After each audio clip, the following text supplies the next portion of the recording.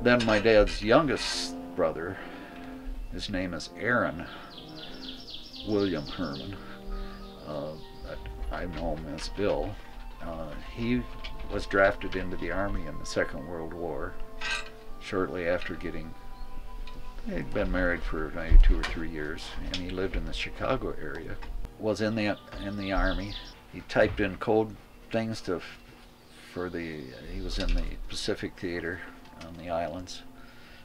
Was around MacArthur a couple times when he'd come ashore and do his stuff in the Philippines and different islands that he was on. And he was one of the first. His division was one of the first troops that went ashore in Japan after the surrender.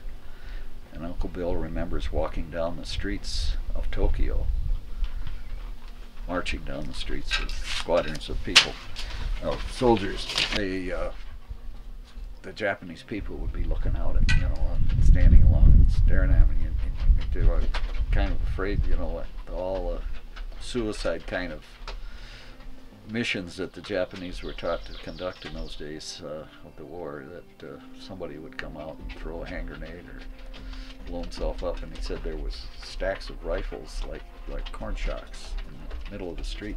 They confiscated all the guns from the Japanese people and Army people that were. My uncle brought one of those Japanese rifles back home as a souvenir. That was his souvenir that he brought home. But when he came home and was discharged, he was coming on a troop train, and he was coming back to Rochester because my dad had talked him into coming back and working with him in his insurance agency in Rochester. So I remember going 40 miles from Rochester to Owatonna, Minnesota, and getting on the troop train with my dad.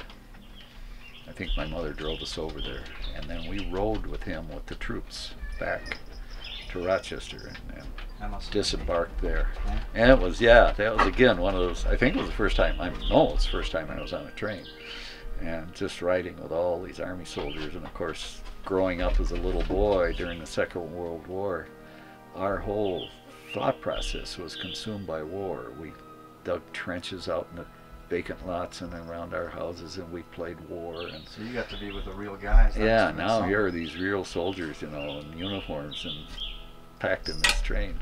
And it was another thrilling little adventure for me. So my dad again was from a family of 3 boys. So his father was from a family of 7 boys. He was a family of 3 boys, and his oldest, the middle brother, as I said, had a farm in Litchfield, and then my Uncle Bill, he worked for the Clad Easy Company, which was a company that made pajamas for kids with feet in them. It was kind of a unique thing, and I think they literally sold them door to door. They'd go around and sell them.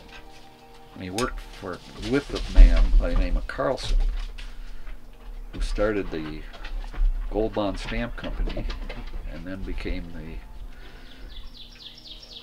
billionaire that had the Radisson Carlson Company's hotel chain.